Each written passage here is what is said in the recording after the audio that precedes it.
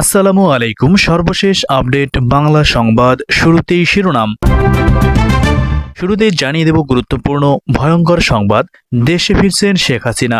এইমাত্র দেশে ফেরত পাঠালো ভারত সরকার। এদিকে মুজিববাদী সংবিধানের কবর রচনা হলো। হাসিনার লোকদের চিহ্নিত করে শাস্তির ব্যবস্থা গ্রহণ। গুমের সঙ্গে শেখ হাসিনার সম্পৃক্ততা রয়েছে, নিষেধাজ্ঞার প্রশ্নে আবারও নতুন করে মুখ খুলল যুক্তরাষ্ট্র। সবশেষে দেখবেন জাতীয় নির্বাচনের প্রস্তুতি শুরু করল নির্বাচন কমিশন। এতক্ষণ শুনছিলেন সংবাদ শিরোনাম, এবার বিস্তারিত। শেখ হাসিনা আবারও রাজনীতিতে ফেরার চেষ্টা করছেন। ছাত্র জনতার অভ্যুত্থানের পর পালিয়ে ভারতে আশ্রয় নেয়ার প্রায় 4 মাস পর এই প্রথম জনসম্মুখে বক্তব্য দিয়েছেন বাংলাদেশের সাবেক প্রধানমন্ত্রী শেখ হাসিনা। গত সপ্তাহে তিনি যুক্তরাষ্ট্রের নিউ ইয়র্কে আওয়ামী লীগ আয়োজিত একটি অনুষ্ঠানে ভার্চুয়ালি যোগ দিয়েছেন।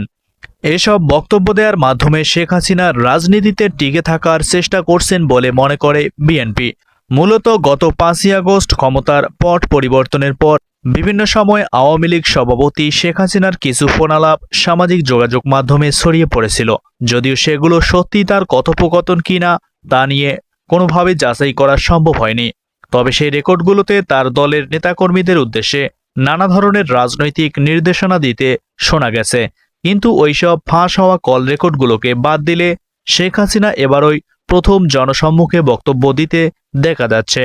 বাংলাদেশ ও ভারতের মাঝে বর্তমানে যে ধরনের টানাপোড়েনমূলক সম্পর্ক চলছে, এর মাঝে হঠাৎ করে শেখ হাসিনার সরাসরি বক্তব্য দেওয়ার বিষয়টিতে অনেকেই মনে করেছেন যে শেখ হাসিনা কিংবা আওয়ামী লীগ বিরতি ভেঙে ফের রাজনীতিতে সক্রিয় হচ্ছেন। শেখ হাসিনা যা বলছেন তা দেশের স্বার্থে বলছেন উল্লেখ করে আওয়ামী লীগ এক নেতা বলেন, দেশ এখন দুর্বৃত্তদের হাতে চলে গেছে। দেশের মানুষকে দেশের সার্বভৌমত্বকে রক্ষা করা আওয়ামী লীগের নৈতিক দায়িত্ব, কারণ আওয়ামী লীগ এই দেশের সৃষ্টির সঙ্গে জড়িত রয়েছেন। শেখ হাসিনা ভারতে পালিয়ে যাওয়ার পর বিভিন্ন সময়ে তার যেসব বক্তব্য সামনে এসেছে সেসব সম্বন্ধে অন্তর্বর্তী সরকারের পররাষ্ট্র উপদেষ্টা তৌহিদ হোসেন দায়িত্ব নেয়ার কিছুদিনের মাথায় ভারতীয় হাইকমিশনারকে বলেন, শেখ হাসিনা যেন ভারতে বসে রাজনৈতিক বক্তব্য না দেন। প্রাথমিকভাবে ভারতে বসে শেখ হাসিনাকে সরাসরি কোনো বক্তব্য দিতে দেখা না গেলেও তিনি পর্যায়ক্রমে 2টি লিখিত বিবৃতি দিয়েছেন এবং সর্বশেষ তিনি নিউ ইয়র্কের অনুষ্ঠানে সরাসরি বক্তব্য দিলেন। গত 31 ডিসেম্বর দেশে মুজিববাদী সংবিধানের কবর রচনা হয়েছে এবং আওয়ামী লীগ দল হিসেবে অপ্রাসঙ্গিক হয়ে পড়েছে। ওই দিন ঢাকার কেন্দ্রীয় শহীদ মিনারে জুলাই বিপ্লবের ঘোষণাপত্র ঘোষণা করা হয়। ঢাকায় এক জরুরি সংবাদ সম্মেলনে বৈষম্য বিরোধী ছাত্র আন্দোলনের নেতারা এমন কথা বলেন। সংবাদ সম্মেলনে সমন্বয়ক হাসনাত আবদুল্লাহ বলেন, এই ঘোষণাপত্র 5ই আগস্টেই হওয়া উচিত ছিল। না হওয়ার ফলে ফ্যাসিবাদের পক্ষের শক্তিগুলো ষড়যন্ত্র করেই যাচ্ছে। 2000-এর ঊর্ধ্বে শহীদ এবং 20,000-এর ঊর্ধ্বে আহতদের রক্তের উপর দাঁড়িয়ে তারা এই আন্দোলনের লেজিটিমেসি প্রশ্ন করেই যাচ্ছে। তিনি বলেন, জুলাই অভ্যুত্থান যে গণ অভ্যুত্থানটি হয়েছে তার মধ্য দিয়ে মানুষ মুজিববাদী সংবিধানের বিপক্ষে অবস্থান নিয়েছে। এই যে মানুষ মুজিববাদী সংবিধানের বিপক্ষে অবস্থান নিয়েছে তার একটি লিগ্যাল ডকুমেন্টেশন থাকা উচিত। এদিকে হাসিনার লোকদের চিহ্নিত করে শাস্তির ব্যবস্থা গ্রহণ করা হবে। অন্তর্বর্তী সরকারের প্রধান উপদেষ্টা অধ্যাপক ডক্টর মোহাম্মদ ইউনূসের উদ্দেশ্যে বিএনপি চেয়ারপারসনের উপদেষ্টা জয়নুল আবেদিন বলেন, বিভিন্ন জায়গায় এখনও শেখ হাসিনার লোকরা রয়েছে, এদেরকে চিহ্নিত করা হবে।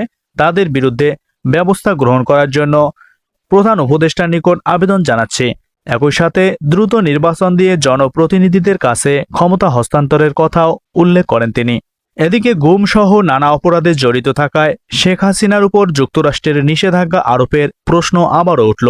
গুমের ঘটনায় অন্তর্বর্তী সরকারের তদন্তের উদ্যোগকে স্বাগত জানানোর পাশাপাশি বিচার প্রক্রিয়া ন্যায় এবং স্বচ্ছ রাখতে উৎসাহ দিয়েছে যুক্তরাষ্ট্র। স্থানীয় সময় মার্কিন পররাষ্ট্র দপ্তরের নিয়মিত প্রেস ব্রিফিংয়ে মার্কিন পররাষ্ট্র মন্ত্রণালয়ের উপমুখপাত্র বেদান্ত প্যাটেল এ বিষয় নিয়ে কথা বলেন। ব্রিফিংয়ে এক সাংবাদিক সাবেক প্রধানমন্ত্রী হাসিনার গুম সংশ্লিষ্টতা এবং নিষেধাজ্ঞা নিয়ে প্রশ্ন করেন। তিনি বলেন, বাংলাদেশের তদন্ত কমিশনের রিপোর্ট উদ্ধৃত করে গুম নিয়ে রিপোর্ট প্রকাশ করেছে নিউ ইয়র্ক টাইমস। তদন্ত কমিশন গুমের ঘটনায় সাবেক প্রধানমন্ত্রী শেখ হাসিনার জড়িত থাকার প্রমাণ পেয়েছে।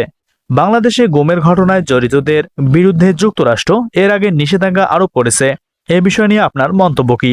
জবাবে বেদান্ত প্যাটেল বলেন, গত 2 দশকে শত শত বাংলাদেশিকে জোরপূর্বক গুম করা হয়েছে। এমন প্রতিবেদনে আমরা গভীরভাবে উদ্বিগ্ন রয়েছি। এদিকে জাতীয় নির্বাচনের প্রস্তুতি শুরু হয়েছে জানালো নির্বাচন কমিশন।